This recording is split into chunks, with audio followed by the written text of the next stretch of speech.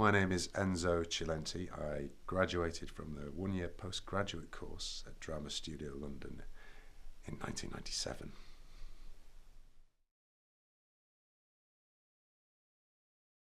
I'm working on a 10-part series for ITV, which is a reboot of Jekyll and Hyde. It's written by Charlie Higson, very much in the film noir and comic book kind of style, which it's kind of, I think there are moments of comedy in there. It's certainly quite gothic, and my performance is, that's for sure. So doing that, playing the baddie, so specifically working on my RP. I think we graduated on the Sunday, the ceremony, and I was at work at Grand Prix Legends manning the phones the very next day, which was just a bit of a come down. Then, of course, we had the graduate showcase a little later in the year, and I had no idea how they picked me out of the pool of talent that we had in that year, because there were some great actors.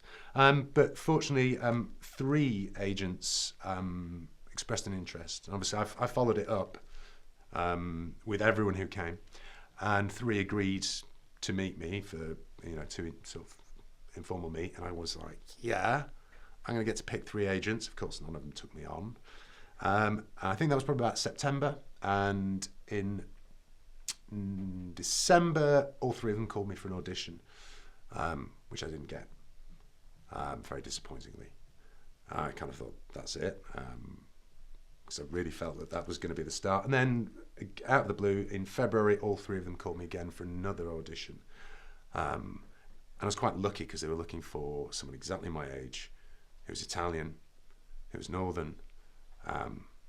And, I was kind of young and confident, so I really thought it was mine to lose. And I think I was very happy at that time. I managed to secure, after Grand Prix Legends, another job which kind of subsidised my acting, that I was very happy in.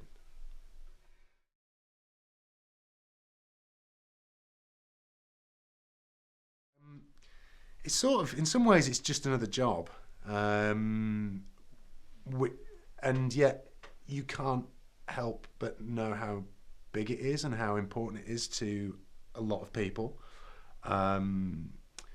So I never watched it. So that was helpful. That was really helpful in the audition process, because it was a big, long, scary audition process. It was like one small bit of dialogue, and I think I had to do 5 or 6 before the showrunners flew over. They don't tell you who the character is or where it fits into it. And then you're doing an audition for a bunch of American guys, and you're in a dark room, and you can barely see them, and it feels like, oh, actually, this is important. And it is, it's nerve-wracking. But obviously, their first choice wasn't available, so I got it by default. By the way, there's no shame in that. I'll take anything that's going. But doing it was, I mean, ultimately, I joined it in, recently, and you can't help but be aware that you're a small cog in a large machine, and that brings with it kind of lots of kind of skills that you have to bring in place. You've got to get very good at just jumping in there and gauging the speed at which they're moving and getting to that speed straight away, first take. Well, that's what you aim for, at least. But they were very, sometimes being a small cog in a big machine it's not the friendliest of atmospheres. They know what they're doing. They don't need you. They hire, you've got to get good at kind of, and this is case in point, Game of Thrones is case in point, where you go, yeah, they hired me because I can do it. They're not going to be there to hold your hand, but have that confidence to go, great, I nailed it. In the audition, I just got to do that again. And I've already done it, so I can do it again. That said, they were, the loveliest people to work with, as it turns out. And the great thing about something with that budget is the level of talent that you're working with in every single department. And it's a joy to be around. It's like, any job, where you're working with the cream of talent. It's just, it's a wonderful experience, and you're learning from them.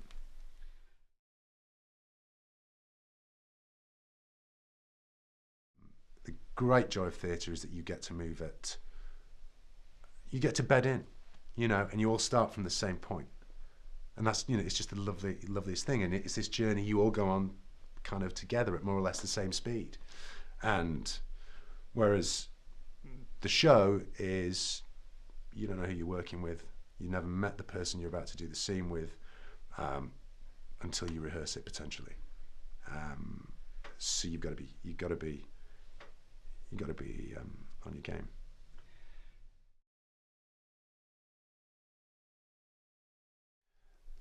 The biggest difference would be in budget, which brings with it, it's good and bad. You are kind of further away from the decision-making process. It's kind of less of this tight-knit family, and you do TV in England, and sometimes it feels like it's made out of crisp packets and gaffer tape.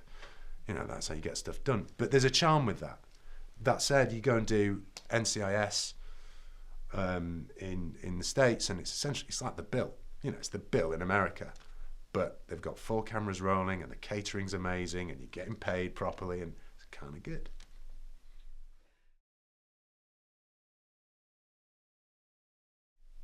Think of your career as already having started. You are not training to be a professional. You are a professional in training. Use the time you have here, it sounds ridiculous me saying this because I didn't, to get your shit down. By that, I mean work out what you need to do to be ready, so that when you graduate, you are controlling the controllables, i.e. you. So you know what you like to think about before you go on stage. For example, whether you want to completely empty your mind or you're already kind of there 5 minutes before.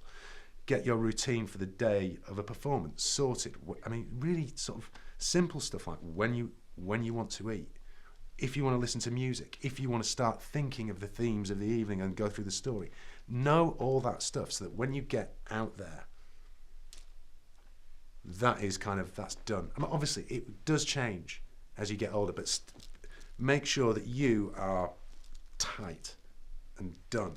It's taken me a long time to get to that point, but I feel as if I'm pretty close. I know what I like to do.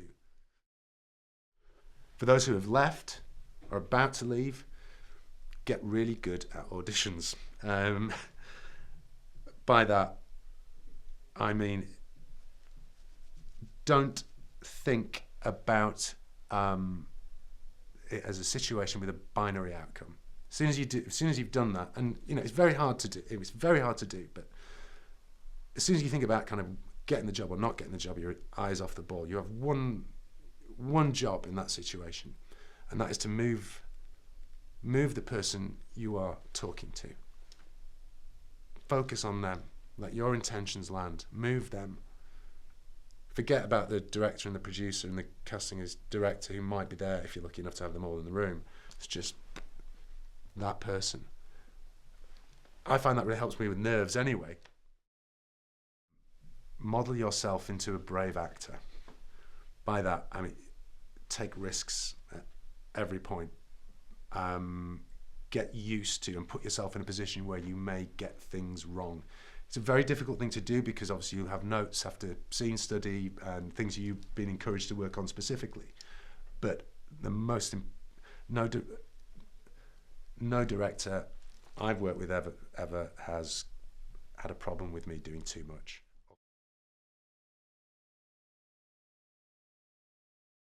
The only thing I remember is kind of very important nuggets of wisdom given to me that were, and if I think of all those kind of notes and criticisms and wisdoms, they were incredibly genuine and were meant in a way that was very personal and very specific to me. And most of those, if not all of them, I can remember who said it to me, why, when, and I can tell you why it's still useful for me today,